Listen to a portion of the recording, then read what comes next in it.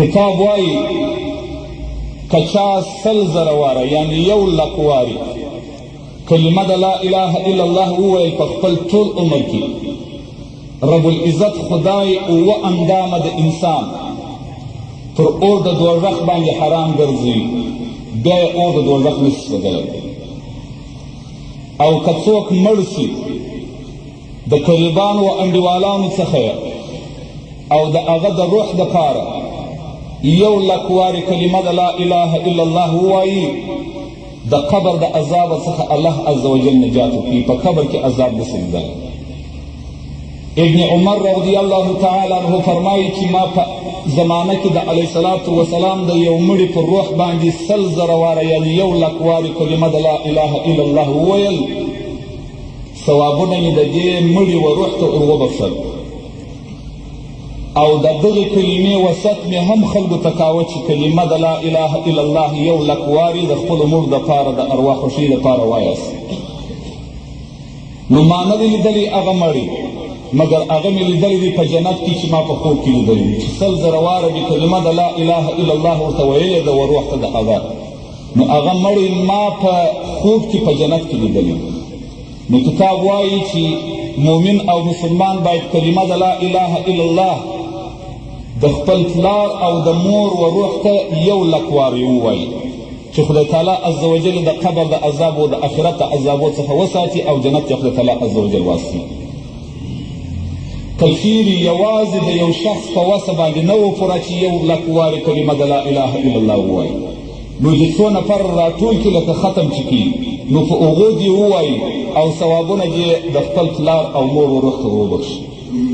علیه السلام فرمایي د جمعې په شپه که چا 300 واره کلمه د لا اله الا الله وویل،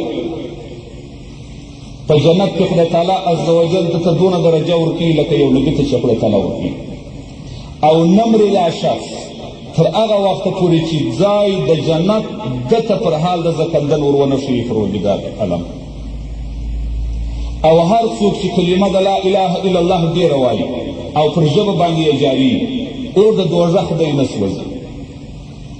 او که چا د جمعې په ورځ باندې کلمه د لا اله الا الله وویل 200 واره، خدای تعالی عز وجل په عملنامه کې د دغه انسان ثواب د 40 قبولو حجو خدای تعالی عز وجل ورنیشته کېږي.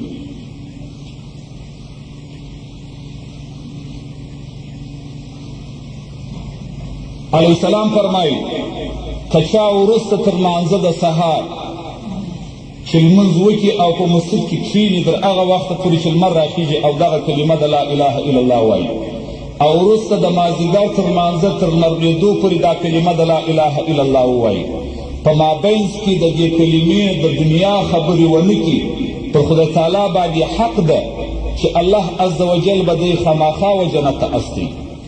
او پوښتنه به په ورځ د آخرت د لږو د ډېر هم نه ځي نیول کړي د خدای تعالی عز وجل د دغه بنده څخه په ورځ د قیامت. او شفاعت به وکړي د 80 کسانو د هغسې کسانو چې واجب سوی وي دوزخ ورته مستحق د دوزخ وي، د هغسې کسانو شفاعت په ورځ د آخرت کوي.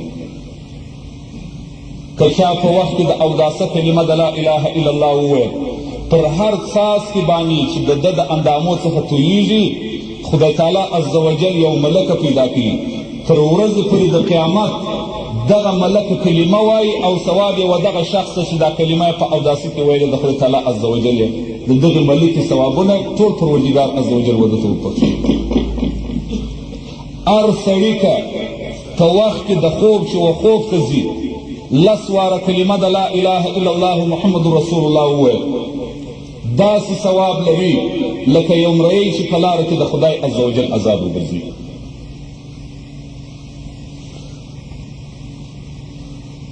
ګرانو محترمو، هر څوک چې کلمه د لا اله الا الله وایي او ورد یې ګرځي او ذکر یې ګرځي، خدای تعالی عز وجل دی د اوره څخه د دوزخ ساتي. پروردګار عز وجل وحی و موسی علیه الصلاة وسلام ته وکړي چې ای موسی علیه السلام د امت څخه د علیه الصلاة وسلام یو قوم دی چې په زوره کلمه د لا اله الا الله وایي. دا دوستان زما دي، زه خپل دیدار اولین و دغسې قوم ته ورکوم، او دا په مثل باندې د پیغمبرانو او ثواب د پیغمبرانو ورکوم. هر څوک چې وروسته تر لمانځه د سهار 10 واره کلمه د لا اله الا الله ووایي، او وروسته د ماپښین تر لمانځه 20 واره ووایي، د مازدیګر تر لمانځه یې 30 واره ووایي، د ماښام تر لمانځه 40 واره ووایي، د ماخوستن تر لمانځه وروسته یې 50 واره ووایي، تر وترو وروسته 80 واره کلمه د لا اله الا الله ووایي. خدای تعالی عز وجل د 80 لکو ثواب، د 80 لکو کالو ثواب خدای تعالی عز وجل د په عملنامه کې کاشي، او جنت ته خدای تعالی عز وجل دا سړی داخلوي. او په جنت کې خدای تعالی عز وجل 80 شهر ور عطا فرمایي. په هر ښار کې 80 قصر وي، په هر قصر کې 80 خونې وي، په هره خونه کې تخت د زرو پروت وي، او پر هر تخت باندې هوره ناست وي. د دې حدیث روایت بیهقي کړی وي. علیه السلام فرمایي هر چا که 100 واره کلمه د لا اله الا الله وویل په ورځ کې، د ده مخ به په ورځ د قیامت د 14 سپوږمۍ په رقم باندې ښکاري. علیه السلام فرمایي تاسو د خپل بدن زکات وباسئ، چې د بدن د زکات دا دی چې کلمه د لا اله الا الله علیه الصلاة والسلام مبارک وایي تاسو ډېره وایاست. په کتاب کې راځي یو لمونځ دی صلات الذاکرین ورته وایي.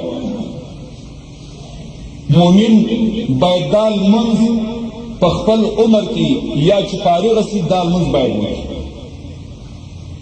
خدای تعالی عز وجل بیا حشر په ورځ د آخرت د ذاکرانو سره راپورته کړي، او هر حاجت چې د خدای تعالی عز وجل څخه وغواړي خدای تعالی عز وجل بیا حاجت پوره کړي، او ثواب به خدای تعالی عز وجل ورکړي و دغه شخص دونه ثواب چې هغه به په 29 ځایېږي.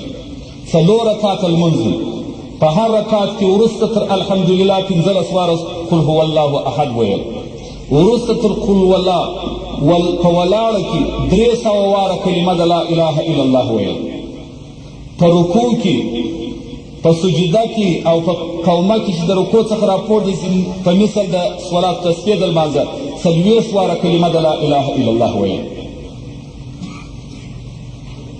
وروسته تر لمانځه 300 واره ویل، 360 واره ویل کلمه د لا اله الا الله.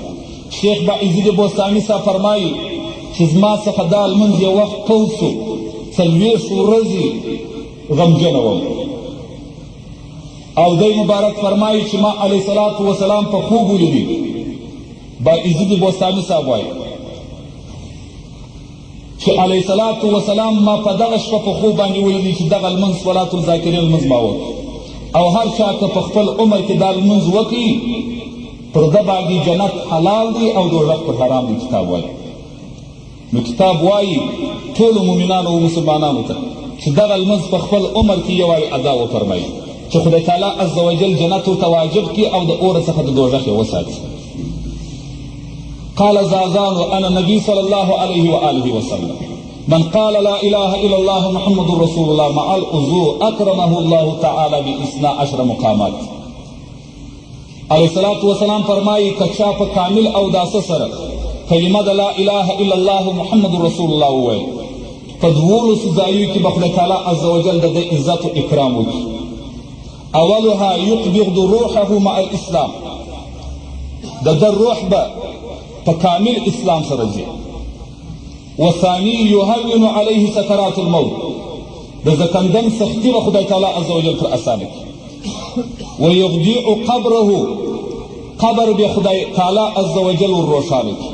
وجاء منکر و نکیر باحسن صورت، نکیر و منکر ملکی به په قبر کې په ښایسته صورت سره ورته راشي. ويعطى كتابه في زمرة الشهداء، عملنامه به په ورځ د آخرت د شهیدانو په ټولۍ کې خدای تعالی عز وجل ورکړي. وتكون الحسنات في ميزانه ثقيلا، په ټولو ترازو کې به ترازو پلا د نیکۍ به خدای تعالی عز وجل ودرانه کړي. ويطير على الصراط كالبرق اللامع، او پر پل صراط به د برق په شان باندې تیریږي. وحرم الله جسده على النار، ټول جسد به خدای تعالی عز وجل د ده پر اور د دوزخ حرام وګرځي. ویسقا له شرابا طهورا، او خدای تعالی به په آخرت کې په پاکو شرابو سره اوبه کړي. ويتزوجه الله 70 حورا في الجنة، او 80 حورې به خدای تعالی عز وجل په جنت کې ور عطا وفرمایي. ويرزق له شفاعة النبي صلى الله عليه وآله وسلم، شفاعت د علیه الصلاة والسلام یې په نصیب شي. ويرى له لقاء رب العالمين، او 12 عزت بیا دا وي چې په ورځ د آخرت په جنت کې د خدای تعالی عز وجل دیدار وکړي. وعن أبي هريرة أن النبي صلى الله عليه وسلم من قال لا إله إلا الله مرة لم يبق من ذنوبه ذرة. ابو هريرة صحابي فرمایي چې علیه السلام فرمایي که چا کلمه د لا اله الا الله یو وارې وویل د ده پر وجود باندې ګناه یوه ذره هم نه پاتېږي. وأن النبي صلى الله عليه وآله وسلم أنه قال من قال لا إله إلا الله محمد رسول الله خرج من فمه طائرة أخضر عليه جناحان أبيضان مكللان بالدر والياقوت. علیه السلام وایي که چا کلمه د لا اله الا الله وویل د ده د خولې څخه یو شین مرغه په مثل د یو شنه مرغه دغه کلمه جوړه شي خدای تعالی عز وجل راباسي. 2 وزرونه لري او پر وزرو باندې ملغلري یاقوت مکل وي. وله 10,000 رأس، او دغه مرغه 10,000 سره لري. فی کل رأس 10,000 فم، او په هر سر کې 10,000 خولې. فی کل فم 10,000 لسان، په هر خوله کې 10,000 ژبې وي. وفي كل لسان 10,000 لغة، او په هر ژبه کې 10,000 لغت موجود وي. ففي هذه اللغة يعرج إلى السماء، فدغ لغاتو زمزمو